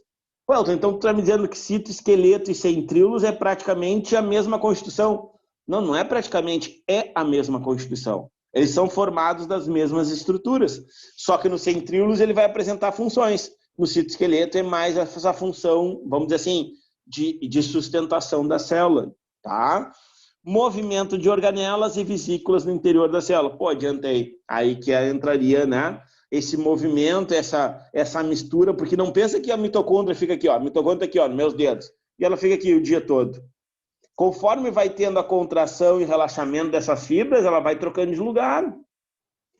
Por isso que já caiu, inclusive, no Enem, tá? 13 imagens, se não me engano, eram naquelas segundas aplicações ou naquelas de presidiários, eu não lembro, tá? Não é presidiário que fala, é restrito de liberdade, tá? Então, o que acontece? Eles colocaram 13 imagens e aí perguntavam qual era a imagem que tinha maior produção de energia ou a célula precisava de maior quantidade de energia. Bom, o que tinha que olhar? Procurar imagenzinhas das mitocôndrias, aonde ela tinha maior quantidade. Só isso. Entende? Eles deram 13 imagens. Imagem mesmo, não era desenho, era imagem mesmo. Então, tinham 3 células. Aí, nessas 3 células, aí tinha que identificar. Tá? Tinha que identificar qual que tinha maior número de mitocôndrias. Era só tu olhar, porque era muito na cara. E aí tu dizia, célula B, se não me engano, era até B mesmo. a célula B. E aí responder por quê? Porque ali exigia uma quantidade maior, né, de energia. Só essas coisas assim. Mas elas não ficam paradas, é isso que eu quis te dizer. Olha aí, ó. Então, né, os filamentos intermediários, né, os microtúbulos e os filamentos de actina que vão reaparecer quando nós estudarmos os músculos, né? Actina e miosina são as fundamentais para a constituição dos músculos, tá? Então aqui coloquei, né, assim, ó, mas ser bem sincero, eu coloquei para dizer que coloquei, tá? Porque é bastante coisa, ó. Microtúbulos, então, são constituídos de moléculas de proteína chamada de tubulina, tá? Então, a tubulina vai gozar. O que eu quero te chamar a atenção, tá? Quero te chamar a atenção daqui em diante, ó. Entre as funções dos microtúbulos, podemos citar a manutenção da célula, né? Do formato da célula. Isso é importante. Porque é aquela mais, vamos dizer assim, ó, é a mais espessa. Olha aqui, olha, namômetro, tá? Então, aqui tem 25, aqui tem 7, aqui tem entre 8 e 12. Então, são as mais espessas. E a mais espessa é aquela que vai te dar sustentação. É como se fosse o pilar de uma casa. É o pilar da célula, os microtúbulos, tá? Filamentos de actina. Então, ó, são constituídos por actina, proteína, tá? E aí eu quero te mostrar, cadê? Ó, olha aqui, ó. Funções, né? Movimentação da célula, o movimento ameboide. Então, aquilo que a gente viu da fagocitose se dá por essa contração e relaxamento, né, desses filamentos, tá? E depois, ó, na célula vegetal também, o movimento de ciclose, que eu tinha comentado, tá? E a contração da divisão celular. Lembra quando regride o fuso acromático, separa as cromátides irmãs ou separa os cromossomos homólogos? Se dá por essas gurias aí, esses filamentos de actina, tá? E os intermediários, ó, olha só, mais de 50 tipos, ok? Então, tu imagina, tem mais de 50 tipos. Então, olha que eu quero te chamar a atenção aqui embaixo, ó, formação da lâmina nuclear, que reveste a membrana nuclear internamente e ancora os cromossomos dos poros nucleares, tá? É a função mais importante aí, no caso dos filamentos intermediários. Então, normalmente, tu vai ver assim, ó, microfilamentos, tratando tanto os filamentos de actina como os intermediários, como microfilamentos, tá? E os microtúbulos. Ok? Normalmente aparece assim, tá? Bom, então, ó, na célula vegetal, botei lá vermelhona, bonitona, grandona, para a gente entender que também tem, embora a gente conversou, a parede celular, né, tem uma grande importância nisso. Então, ó, uma rede tridimensional de fibras proteicas, vai apresentar, ó, microtúbulos e filamentos de actina, tá? Então, podendo estar também filamento intermediário. Não é comum, mas pode aparecer, tá? Vamos para as funções, então, na célula vegetal. Movimento das organelas citoplasmáticas, pô, já adiantei tudo, né? Começou sem graça. A divisão celular, tá? Então, divisão celular, elas participam, e aí eu quero te lembrar de uma coisinha, tá? Ó, briófitas, pteridófitas, gimnospermas e angiospermas, tá? Briófitas e pteridófitas têm centríolo, que é os que organizam e fazem a divisão celular. Gimnospermas e angiospermas não têm centríolo. Então, eles vão precisar muito desses microfilamentos que a gente já conversou, que tem a mesma constituição de centríolos. Ou seja, né, não vai, vamos dizer assim, não vai fazer muita falta elas não terem centríolos. Até porque a divisão celular dos vegetais, ela é o quê? Ela não é centrípeta. Lembram disso? Centrípeta. A nossa é assim, ó, de fora para dentro, centrípeta. Ela é de dentro para fora. Então, ela é constituída das lamelas que dividem as células. Tá? Então, ela é do centro para fora. Então, por isso que também não precisa dos centríolos, até porque elas têm parede celular, tá? E isso dificultaria essa divisão celular aí, ok? Bom, aí, ó, crescimento celular, a expansão para aumentar o tamanho de uma célula e, consequentemente, do tecido, e participam também do mecanismo de diferenciação celular, A gente vai tratar bastante quando a gente falar de células-tronco, tá? O que é uma diferenciação celular? E de alguns tecidos vegetais que fazem isso. É quando um tecido ou uma célula se transforma em outra. Vou te dar um exemplo. Deixa eu ver aqui. Que seja mais próximo da gente. O megacariócito, tá? Megacariócito é uma célula que a gente tem na medula óssea vermelha. Ok?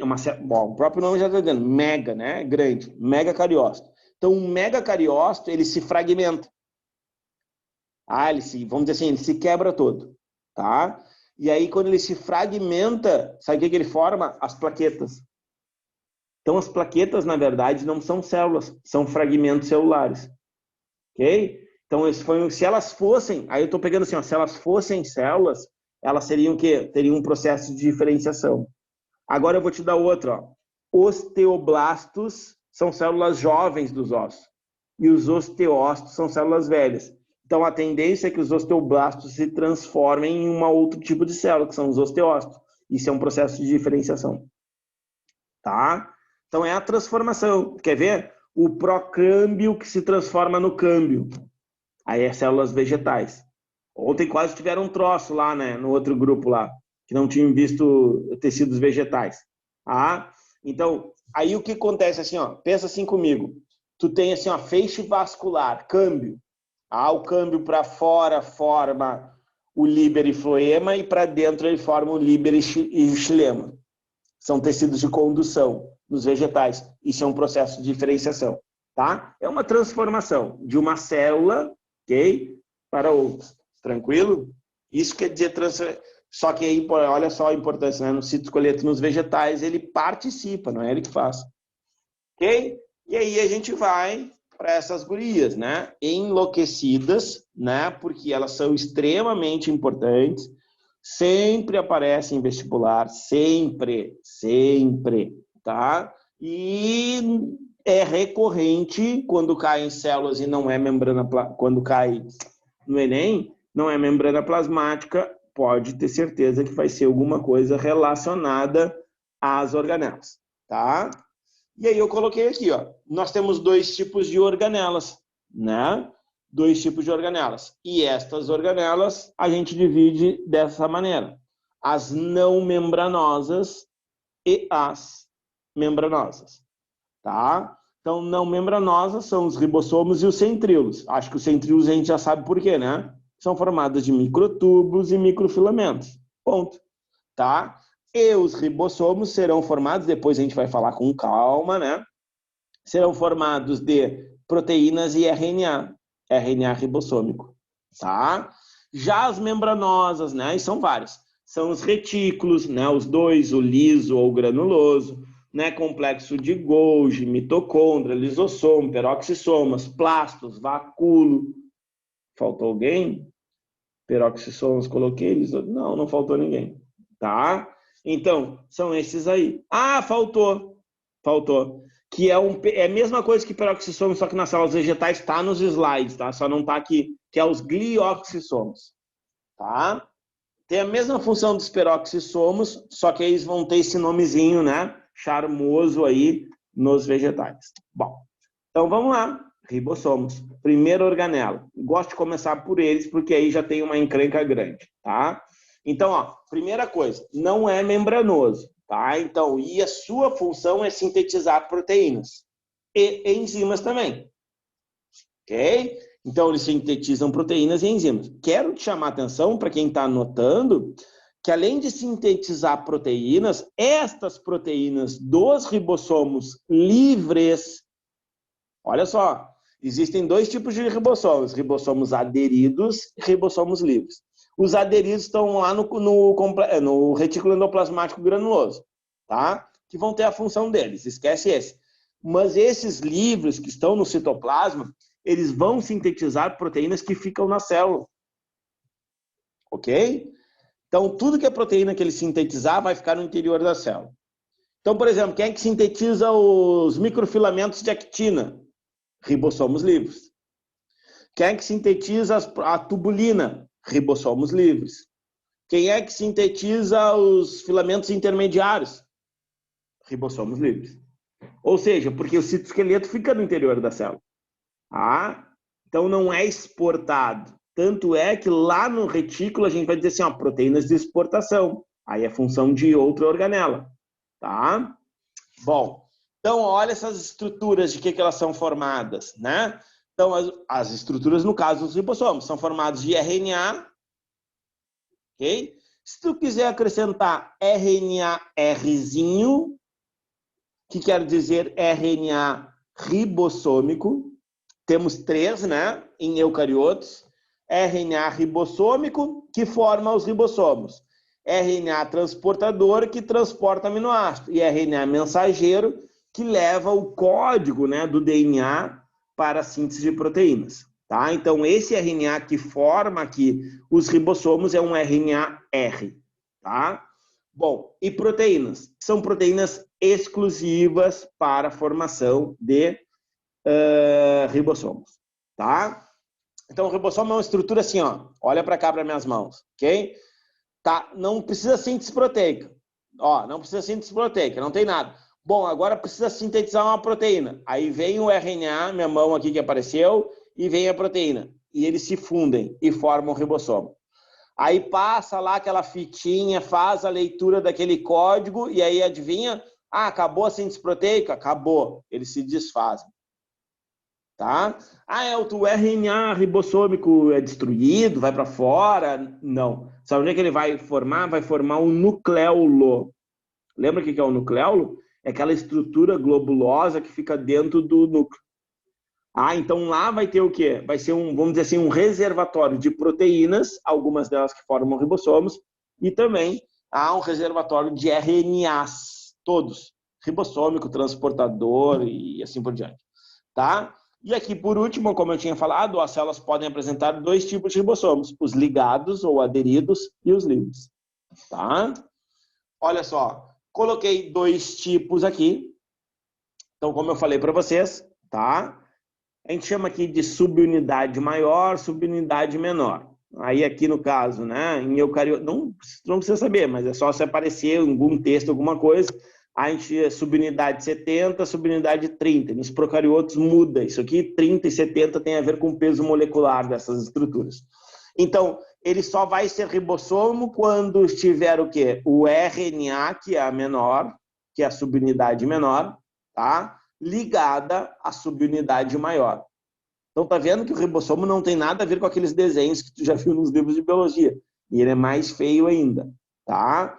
Então, aqui é um ribossomo, 1, tá? Bom, aí o que acontece?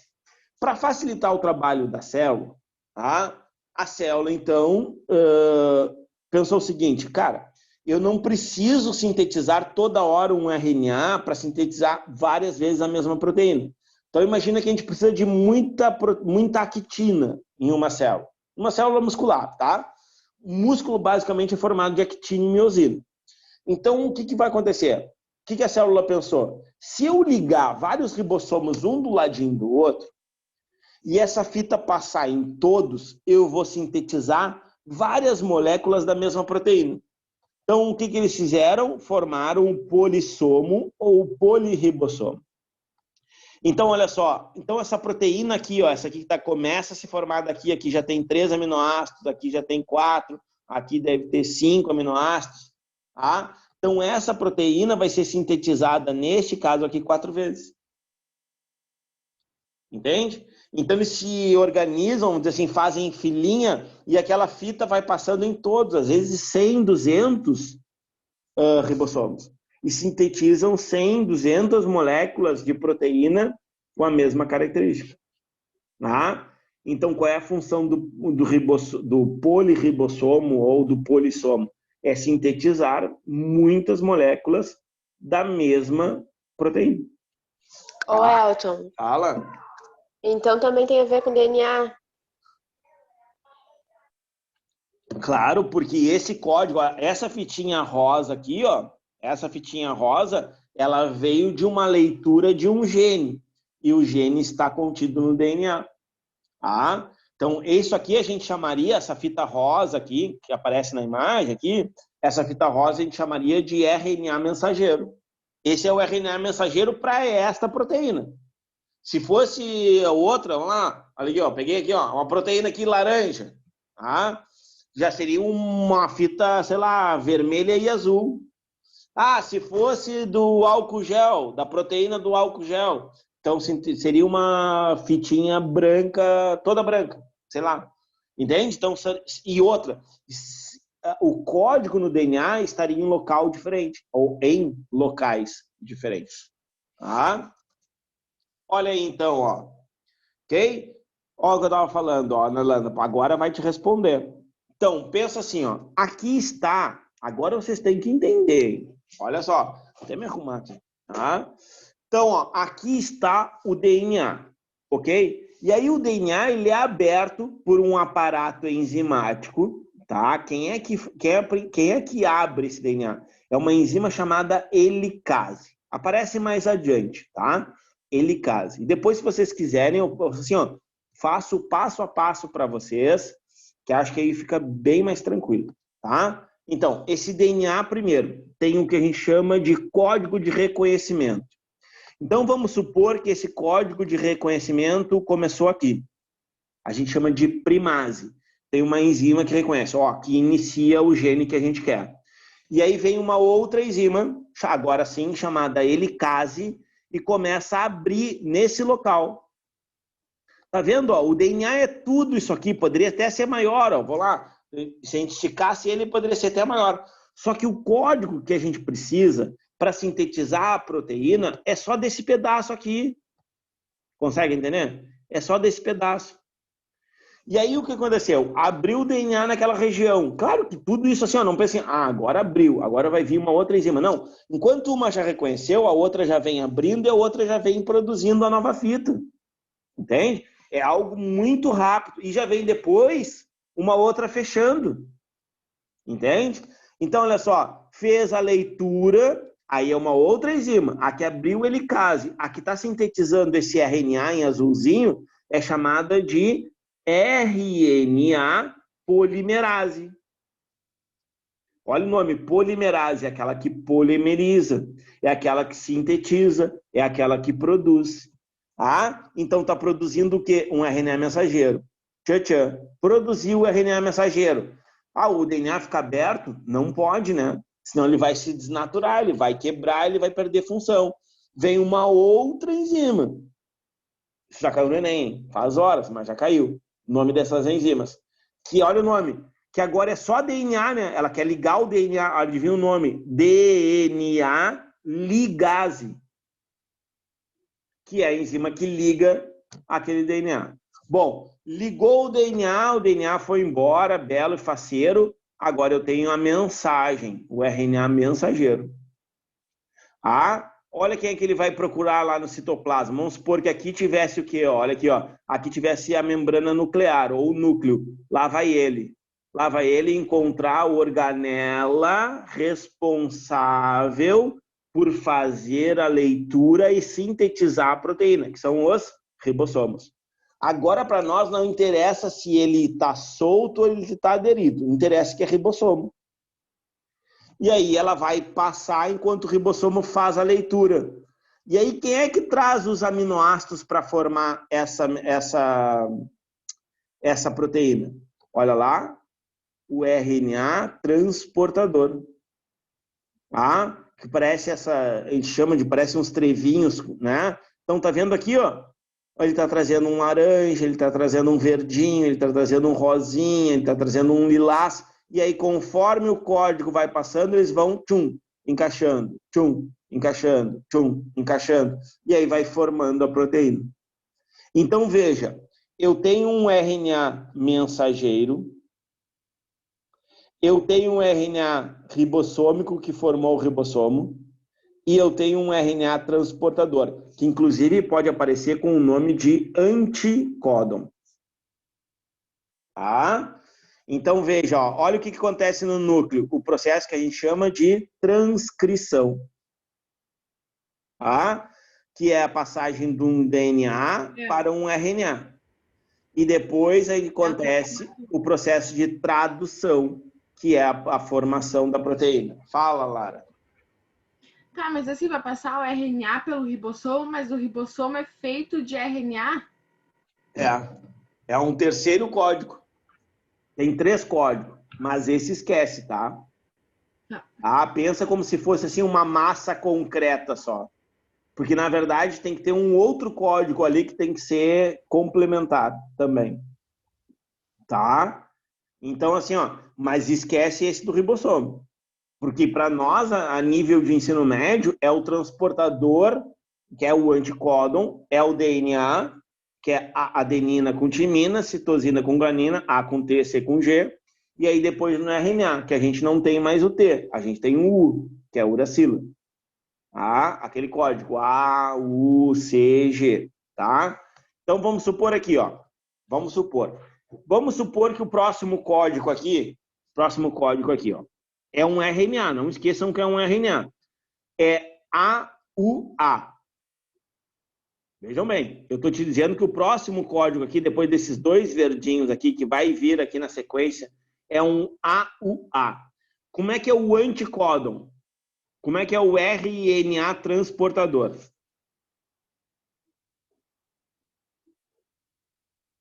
AUA. TAT? AUA. Como é que fica? TAT? Não tem T. RNA não tem T. AUA fica A. AUA fica U. AU. Sim ou não? A muda para U. U muda para A. E U muda e A muda para U. Porque eu estou passando de RNA para RNA. Então vamos supor que fosse esse laranja aqui, Então aqui nessa pontinha aqui tinha que ter U, A, U. E aí ele vem aqui, tchan. E aí liga este verde aqui a este laranja aqui. E assim vai. Agora olha para cá. Se fosse a trinca aqui, CA, e eu fosse passar para um RNA, PCA, como é que fica?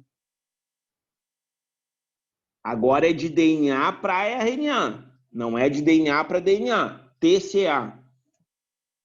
T vai mudar para quê no RNA? A. Ok? C, G. A vai mudar para quê? U, porque não pode ter T. Então, olha o que vem aqui na sequência. Eu vou voltar nisso, tá? A gente vai chegar lá no núcleo e a gente vai voltar nisso. Ok? Mas já quero te dar assim, uma boa base aqui para quem quiser ir adiantando os exercícios, que tem muito exercício dessa parte aí quando fala de ribossomo. Tá? Que a maioria dos exercícios não fala da estrutura ribossomo, vai falar, obviamente, das funções que ele tem. Tá? Então, olha o DNA. Ok? ADN, beleza? Abriu, viu? Abriu. Isso aqui a gente chama de fragmento de Okazaki. Tá? Que é esse, vamos dizer assim, é esse balão que abre aí no meio do DNA para onde tem o código que a gente quer. Fala. Tem um negócio que tem uma sequência específica para abrir, acho que é TAC, uma coisa assim. TAC. TAC, são 3. Tem que ser na tua... Mas isso também não precisa saber. Isso aí em termos Aí é quando abre para tirar o na RNA, verdade, isso? é o início de qualquer gene. Vamos lá, a proteína o colágeno. Antes do colágeno, tem TAC. Entendeu? Então, assim, tem que ter na sequência, assim. Tá? É uma sequência TA, pode ser também. Então, que a gente chama assim, de reconhecimento primers. São os primers, os primeiros. Tá? Então, os primers, ali ele vai reconhecer. A enzima vem lendo. Aqui tem um gene. Aí ela vai indo assim, não é esse aqui. Aí continua até achar uma outra sequência. Tem as sequências que a gente chama de sequência de inicialização e de terminalização. Tá? Então, assim, ó, sempre tem. Então, são sequências realmente, são repetições. Então, que é um sinal. Olha só como é perfeito o DNA. Quando a gente aprofunda estudar isso, claro que não é o nosso caso aqui, só vou comentar. A biotecnologia, por exemplo, assim, ó, tu vai vendo que as coisas assim, ó, cara, como é que isso acontece? Porque é muito perfeito. Todos os genes, mesmo lá, colágeno, tá? Que é uma proteína conhecida, actina, que é uma proteína do músculo, miosina, que é outra proteína do músculo, e vou pegar outra, deixa eu ver, insulina, ok?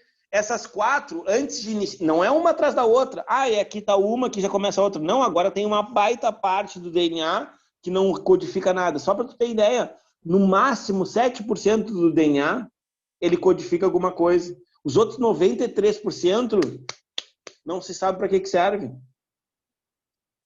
Tu entende? Não se sabe. Não tem função, não tem gene, não tem código de nada. Só que antes de começar cada sequência de leitura, ou seja, ali está ali o gene da insulina. A insulina é uma proteína. Então, ela tem um código no DNA, em algum lugar. E aí, esse código, antes de começar, tem ali o THC. Várias vezes, repetindo THC, THC, THC, 3 vezes. Beleza, já sabe que ali inicia. E aí tem o código da insulina. Tá, beleza. Aí passa lá centenas de milhares de bases, e aí quando vem aparece a do colágeno. THC, THC, THC, e começa a inicia. Tu entende? Então é assim que funciona. Só imagina, 93% do DNA não serve. Não é que, assim, ó, vamos lá, não serve para nada. Não é que ele não sirva para nada. A gente não descobriu ainda. A gente não sabe se é resquício evolutivo. A gente não sabe se já teve função e depois deixou de ter. Entende? Por exemplo, como a gente fala assim, ó, o DNA é degenerado, né? Ou seja, ele é universal. Então, olha só, ele é praticamente idêntico em todas as espécies.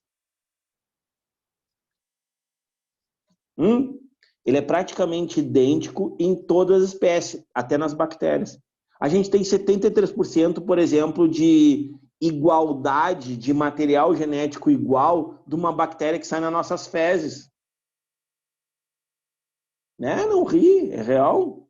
Não sei se tu fez uma cara de triste ou de surpresa. Porque nós temos a Escherichia coli que vive no nosso intestino e toda vez que a gente defeca, ela sai nas nossas fezes. E aí eu te pergunto, a gente tem 73%, 76%, não lembro agora exatamente, de igualdade de material genético. Um ratinho, esse de esgoto, a gente tem 86%. Um chimpanzé, a gente tem 96%. Um elefante, a gente tem 92%. Esses que eu sei de cabeça. A Drosophila melanogaster, que é aquela mosquinha das frutas, sabe? Que fica na volta das frutas ali e tal. A Drosophila, a gente tem, por exemplo, se eu não me engano, é 88%. Que é, diga-se de passagem, é o DNA mais conhecido dela e da Escherichia coli, essa bactéria que eu falei para vocês.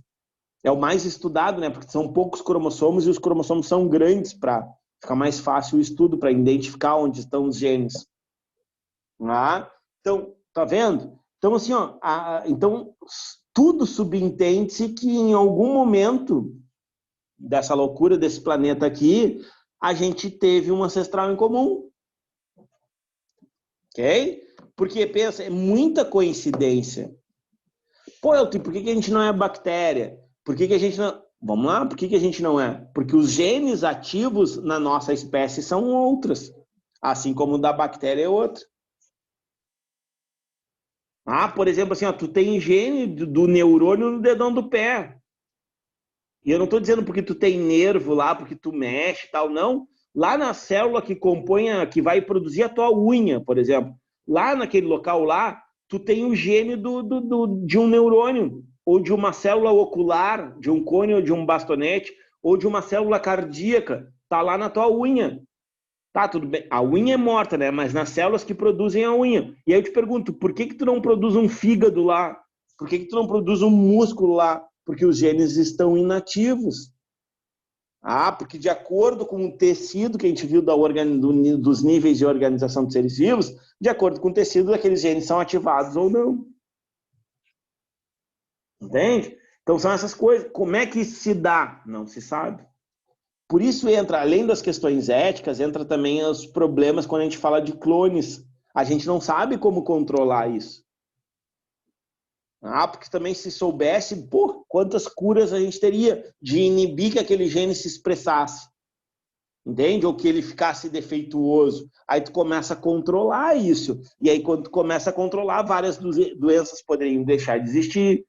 Né? Aí tu criaria, vamos supor assim, pessoas... isso pensando assim, ficção científica, tá? Porque até então não é possível. Tipo assim, ó, pessoas que jamais vão ter um infarto. Tu poderia fazer isso, modificando o DNA delas. Porque, por exemplo, a gente fala assim, eu tenho predisposição a ter diabetes. Quem nunca escutou isso? Eu tenho predisposição a ter uma determinada doença. Tu poderia, pelo menos assim, ó, pausar aquele gene. Imagina se a gente conseguisse, por exemplo, de doenças mais graves. Vamos pausar aquele gene. Vamos, né, fazer com que ele não se expresse mais. E aí a pessoa fica estável. Isso seria um baita avanço, entende? Mas aí entra aquelas discussões. Que depois, mais adiante, a gente vai falar sobre isso.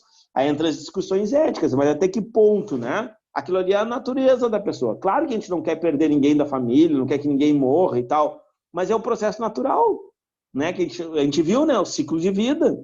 É o processo natural. Infelizmente, algumas pessoas antes, outras pessoas depois, mas é o ciclo vital. Mas pensa, se a ciência avançasse a esse ponto, a gente também teria uma superpopulação, porque as pessoas viveriam muito mais. Talvez mais 100 anos, sei lá, estou chutando aqui, né? Tudo eu estou aqui falando para vocês, não é bobagem, mas é assim, ó, é para vocês pensarem, porque muitas questões, quando vem na área de biotecnologia, eles vêm com esses raciocínios assim meio loucos, entendeu? No Enem. Então, assim, para vocês pensarem, imagina que louco, né? Que louco seria se a gente conseguisse controlar o DNA e que todas essas enzimas não parassem de funcionar. Porque pensa, a gente nasce com um período de vida. A gente já nasce para lá. A gente só diminui depois. De acordo com o que tu alimenta, de acordo com o que tu te estressa, de acordo com o que tu dorme, de acordo com o que... Tudo isso vai fazendo, diminuindo, aumentando. Vamos supor que cada humano nascesse com uma predisposição de viver 150 anos. E aí o cara vive, sei lá, 70. Menos da metade. Por quê? São as questões ambientais que também influenciam naqueles processos.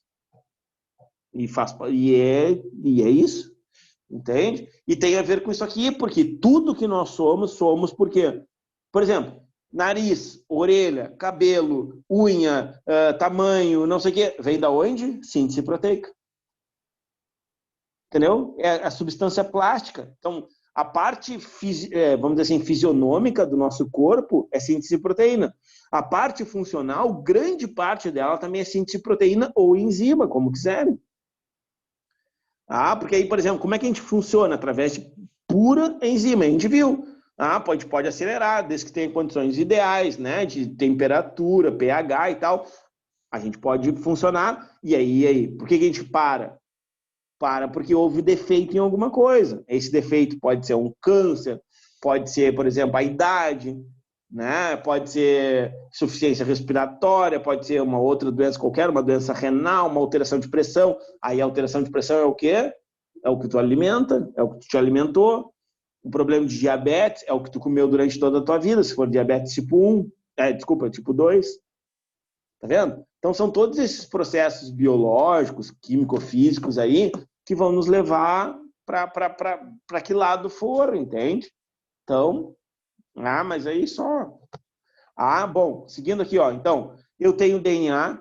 Esse DNA, então, ele abre na região, né, correta, onde está o gene que o DNA, que a célula precisa que ele seja sintetizado. E aí há a polimerização, a síntese desse RNA, tá? Esse RNA mensageiro, ele vai ser enviado para o citoplasma. Esse RNA mensageiro vai encontrar um ribossomo. E esse ribossomo, então, vai dar o sinal, de acordo com as trincas ou códons, tá? Para que o RNA transportador traga aqui, ó, pequenininhos aminoácidos, ó. Trinca, trinca, trinca. Aqui no RNA, tu chama de códon. Cada três bases nitrogenadas, tu chama de códon. No RNA transportador, tu vai chamar sempre de anticódon. Tá? Então, vamos supor aqui, ó. Aqui encaixou, aqui vai encaixar e aqui vamos pegar essa trinca aqui. Aqui é CUA. CUA. Esse que está vindo aqui tem que vir com o quê? Ó, CUA. Citosina, uracila, adenina. Aqui tem que vir com o quê? GAU.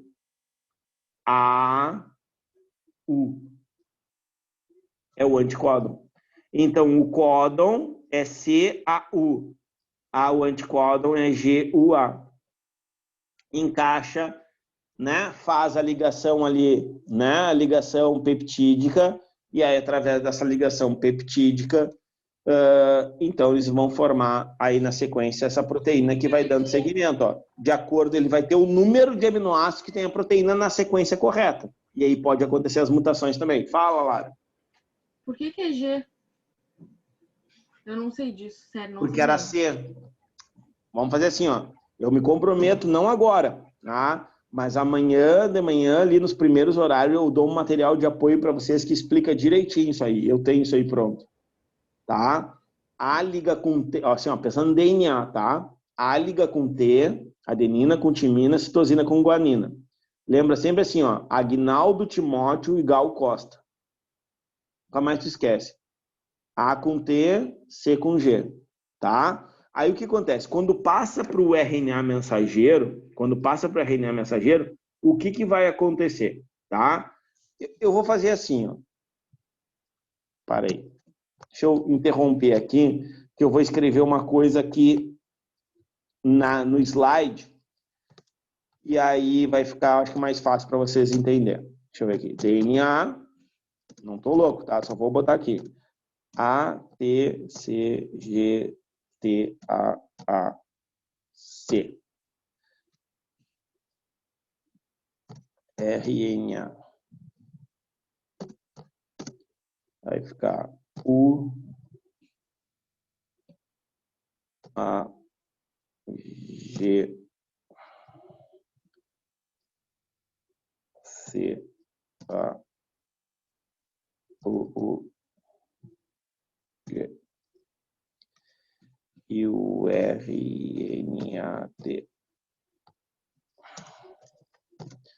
Já olho para vocês. Aqui. A, U, C, G, U.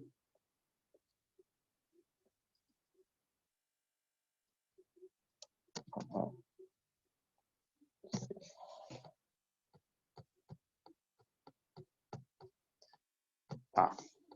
Vai aí, ó. Cuida aí. Olha o que eu fiz aí no canto.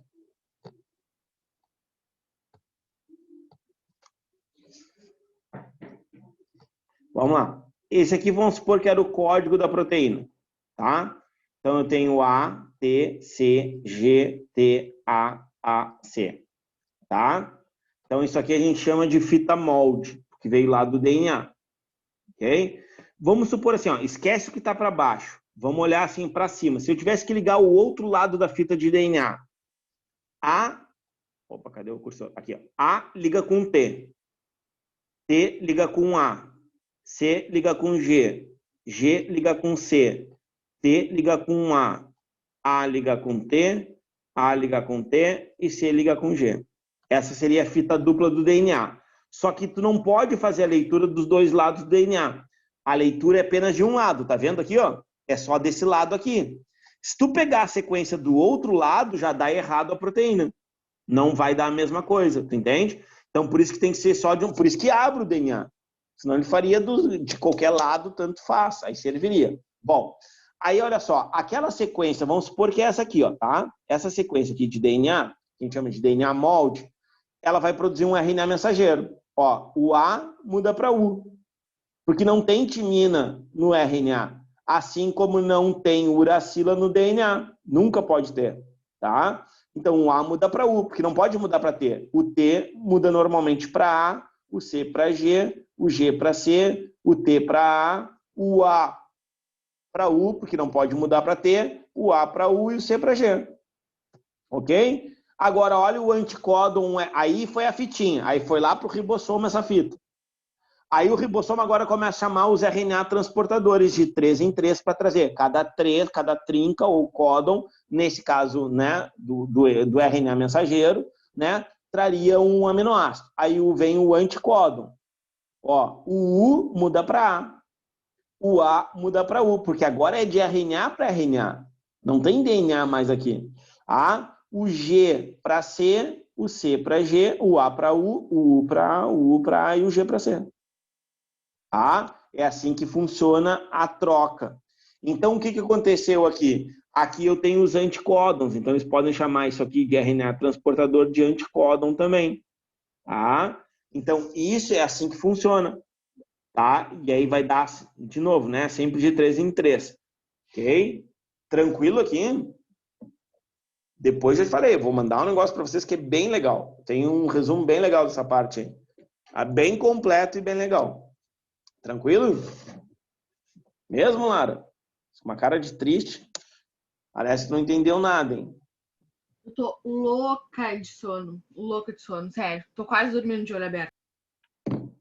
Tá dizendo que a aula é chata, tá? Entendi o recado. Beleza. Não, porque eu só queria... Não, entendi. Deixa. Vamos só mais esse aqui, então. Deixa eu ver o que tem depois. Vamos só esse aqui. Aí paramos aqui porque é pra Laura dormir. Se eu te pegar online em qualquer lugar aí, tu vai ver só.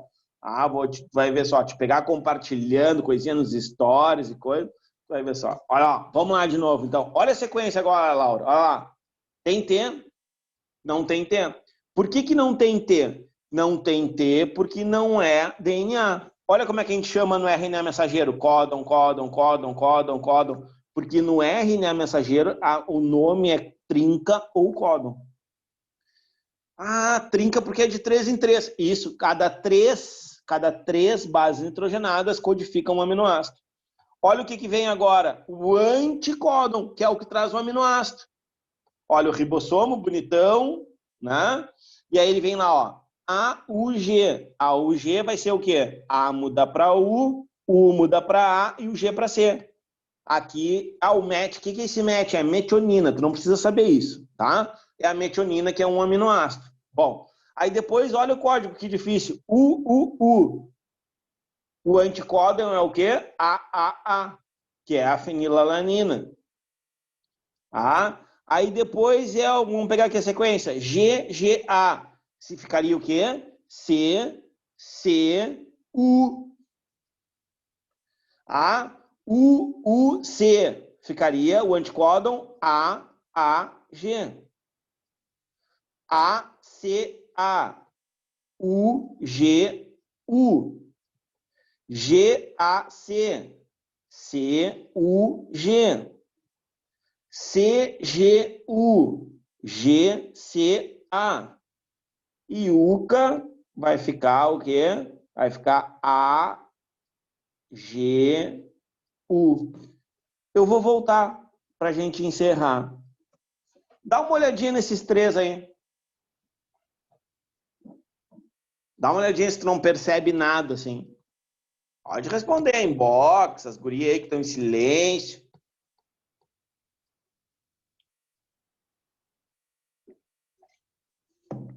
Não, nada chama a atenção de vocês nessas três sequências aí?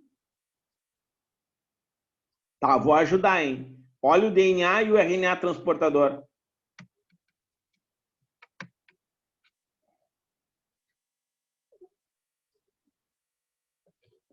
Só muda o quê? Aonde tinha timina, passou a ter o quê? Uracila. Então, olha só. O A continua o mesmo. Aí aqui tinha T, mudou para U. O C e o G continuam o mesmo. Aqui tinha T, mudou para U. O AAC, AAC. Ou seja, O DNA vai ser praticamente igual ao RNA transportador, só que sem a timina. E aí, no lugar da timina, tu coloca a uracilo. Isso dá para fazer direto. Caso tu precise de tempo no Enem, lá aquela coisa, se tiver um código para tu transcrever e traduzir, se tu for traduzir. Toma cuidado nos exercícios, que às vezes eles já te dão no RNA mensageiro e pede o DNA. Outras situações, eles te dão o RNA mensageiro e te pede o anticódon. Te dão o anticódon, te pede o DNA. Eles podem fazer o caminho inverso, entende? Não tem problema. É só para tu pensar, exercitar. Por isso que eu gosto de quadro, que aí no quadro a gente faz para um lado, faz para o outro, tá? E aí a gente volta daqui amanhã, se a gente tiver tudo vivo. Tá? Espero que sim. Ok? Então vamos deixar a Lara dormir. Ela tá meio abalada hoje. Tá? Tá bem? Então tá, gurias. Nos vemos amanhã.